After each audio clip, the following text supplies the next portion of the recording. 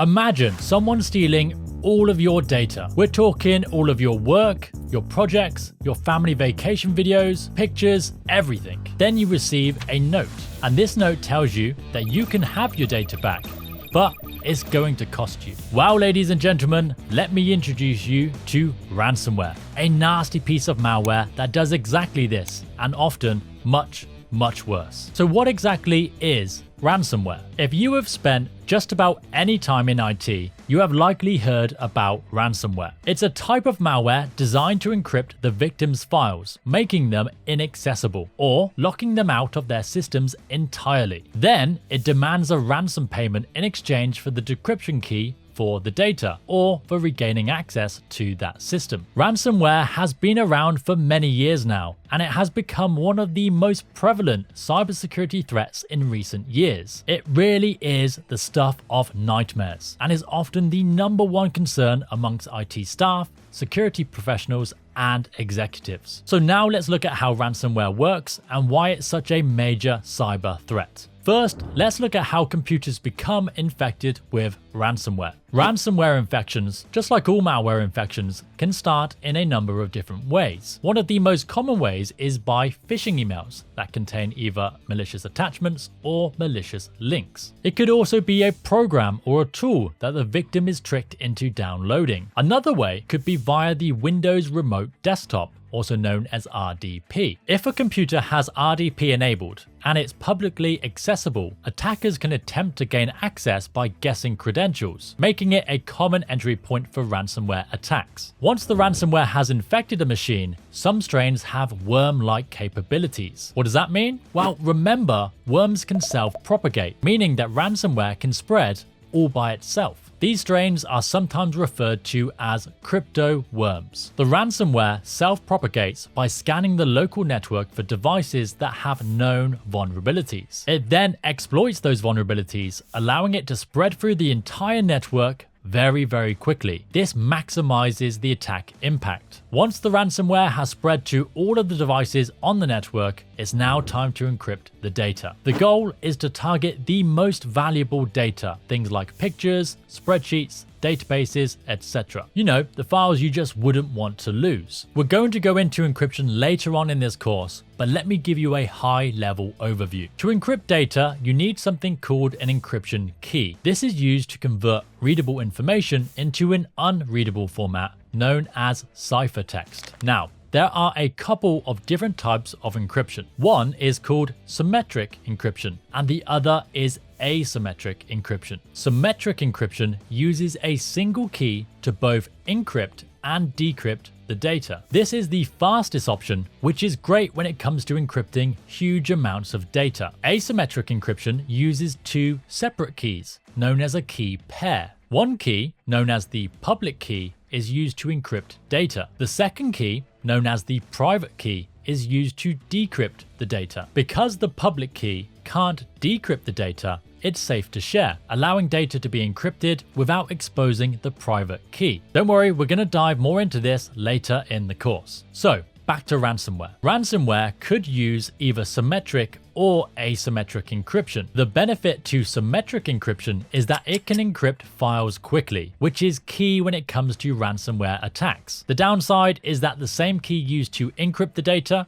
can also be used to decrypt the data. The attackers will want to keep this key for themselves so that they can charge a ransom, so it will need to be sent to their servers somehow. This would make an offline attack very difficult. It also means that if a victim can get a copy of this key, they could potentially recover their data. Asymmetric encryption solves this problem by only using the public key in the ransomware to encrypt the data. Remember, the public key cannot decrypt the data. Only the private key can. The private key is kept safe on the attacker's server. This ensures that the victim cannot decrypt their data without paying for access to the private key. and because the private key is never shared, this method will work offline. Now, the downside to asymmetric encryption is speed. This type of encryption is slower and it can struggle to encrypt larger files. Now, to get the best of both worlds, modern day ransomware typically uses a mixture of symmetric and asymmetric encryption methods. First, it will use the fast symmetric encryption to encrypt the data. This makes the attack much faster and less likely to be interrupted. But remember, the key used here can also be used to decrypt the data. So, to combat that,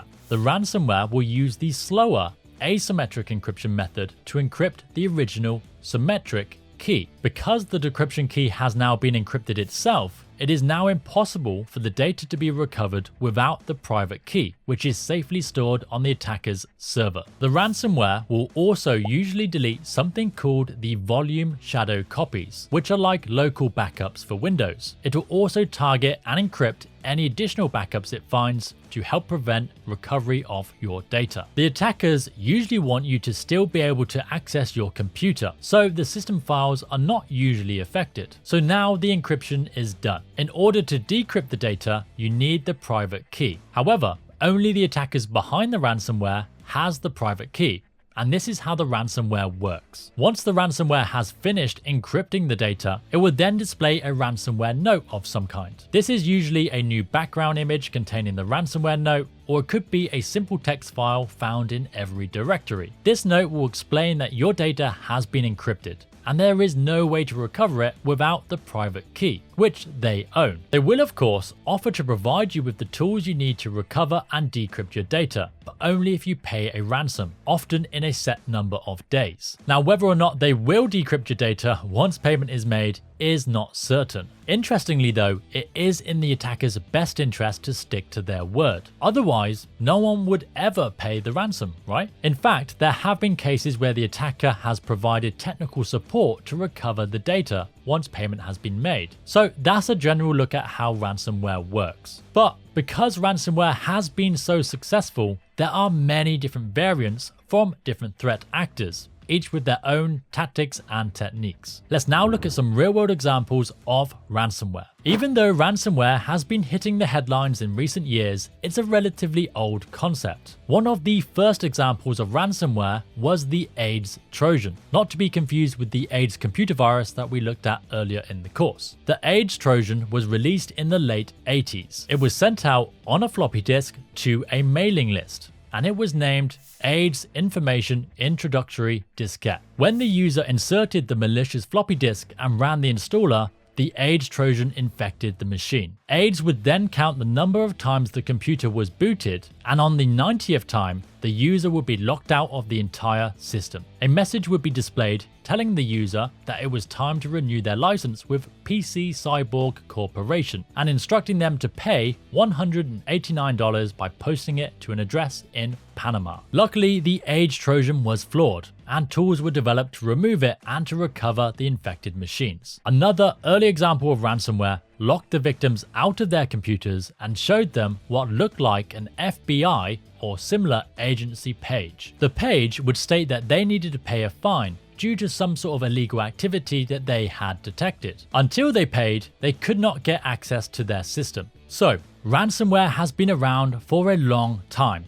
but only in recent years has it skyrocketed to become one of the biggest cyber threats that we face. Why is that? Well, there are a couple of reasons why. First, as the years have gone on, we have become increasingly more reliant on computers and the data that sits on them. So losing access to this can cause huge disruption to our lives, especially if an entire business is affected. Another reason is because in the early days of ransomware, there wasn't really a great way to pay the ransom. Most options would leave a trail that led back to the attackers. However, now in the world of cryptocurrency, payment can be virtually untraceable. With both of these factors, the world is now the perfect target for ransomware. And this is exactly what CryptoLocker took advantage of back in 2013. What made CryptoLocker different from what we had already seen is that it started to use strong encryption methods to encrypt the data. This made recovery impossible unless the victim had some sort of backup. It also gave the option to pay in Bitcoin. CryptoLocker spread via malicious email attachments. It also used an existing botnet, which is a group of infected computers. The ransomware just needed to be activated on the already infected computers. When activated on a target computer, CryptoLocker encrypted files and displayed a message. The message explained that the files had been encrypted, and the only way to get them back was to use the private key which only the attackers had. The message then says that the private key will be destroyed once a timer has expired, losing access to your files forever. Thankfully, CryptoLocker was taken down in 2014 in a joint operation, and some of the private keys were even recovered to help get some of the victims' files back. In 2017, probably the most famous ransomware attack took place, and it was called WannaCry. And it did just that. It made you want to cry. WannaCry infected over 200,000 computers in 150 countries, making this the largest ransomware attack to date. And for this one, I thought it'd be fun to see it live and in action. Here I have my computer, and on the desktop I have a shortcut to my documents folder. This folder contains some really important files and documents that I really don't want to lose. Also on my desktop, I have a folder called malware, and in this folder I have a copy of the WannaCry ransomware. Now in the real world this wouldn't have such an obvious name, but I didn't want to accidentally lose it. So now let's do something that you should never do and double click on this ransomware. So straight away we can see things starting to happen. Strange files are being added and the computer is doing something. Now this will take a couple of minutes to go through because this is quite an old laptop. So I'm going to just close this folder and let it sit for a minute until the attack is done. Okay, so just after a few minutes, it looks like this computer is fully infected with the ransomware. Once WannaCry encrypts the data, the wallpaper is changed and a program called WannaDecryptor is displayed. Similar to CryptoLocker, the message explains that the data has been encrypted and it includes a countdown timer for when the data will be destroyed forever. WannaCry though went a step further and included an additional countdown timer that increased the payment. This was to help persuade victims to pay sooner rather than later. They even added an additional feature that would decrypt some of the files just to prove that they could really recover the data once payment was made. And to double check this ransomware has actually worked, let's go back over to the documents folder, and yes, we can see that all of my really important files are now encrypted and inaccessible. There's also a ransomware note and a link to that decryptor program. Oh, that's just popped up on the screen there. And if you think this is scary just on one machine, imagine being an IT administrator for a business and this pops up on all of the screens one after the other. This would have been an absolute nightmare. So that was WannaCry, and one of the most notable victims of WannaCry was the National Health Service for England and Scotland. The NHS was brought to a standstill, affecting doctors' appointments, operations, and hospital equipment. WannaCry was able to spread quickly and effectively by using an exploit stolen from the National Security Agency, also known as the NSA. The exploit is called Eternal Blue, and it targets a previously unknown vulnerability in Windows computers. The exploit was actually leaked by a group called the Shadow Brokers before the WannaCry attack. Microsoft even released a patch for this vulnerability. However, not everyone was quick enough to install it,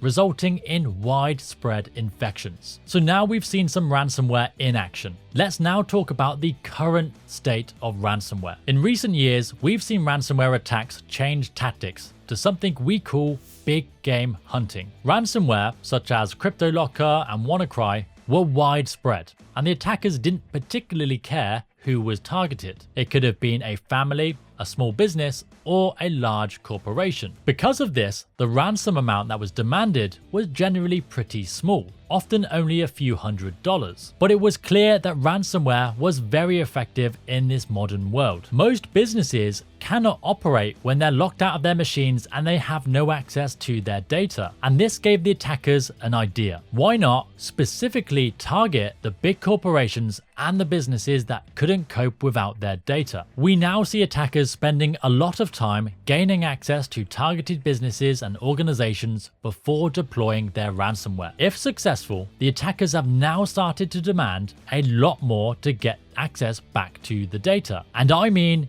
a lot more. A targeted ransomware demand is now usually hundreds of thousands to millions of dollars, and people are actually paying it. This video is part of our Security Plus in 31 days course. If you like this video, you are gonna love the full course. Not only does it cover each exam topic in simple and easy to understand videos, but it also provides hands-on labs. These labs guide you through practical tasks like creating Trojans, cracking passwords, and sending your own phishing emails, giving you real-world experience and making your studies that much more engaging and effective. It doesn't stop there though. You also get a copy of our Security Plus in 31 days ebook, which follows the course and covers each topic. You'll also get access to helpful downloads to support your learning, a private community where you can connect with fellow learners, and exclusive discounts. It really is the complete package to guide you through your Security Plus journey. Check it out in the description below. So it's clear to see why ransomware is such a prevalent cyber threat to businesses. It's big business for the attackers, and there are no signs of it going away anytime soon. Okay, that was a lot of information to cover. So let's go over a couple of quiz questions just to check that you took it all in. Question 1. After a ransomware attack, the IT team restores data using an unaffected backup. What essential actions should the team take next to prevent a repeat incident? Is it A, implement encryption on all data to prevent it from being encrypted again? Is it B, increase the frequency of data backups and limit user access? Is it C, ensure all systems are updated with security patches and review access controls? Or is it D, implement stricter internet access for all users to prevent further infections?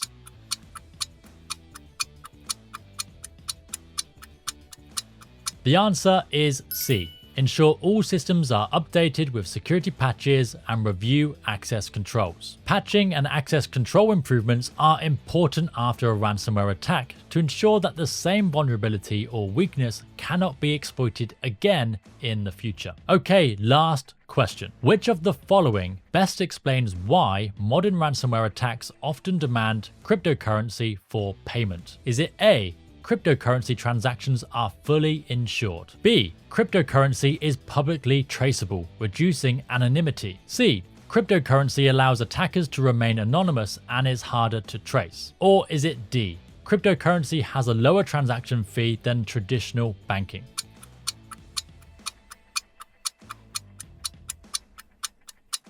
The answer is C.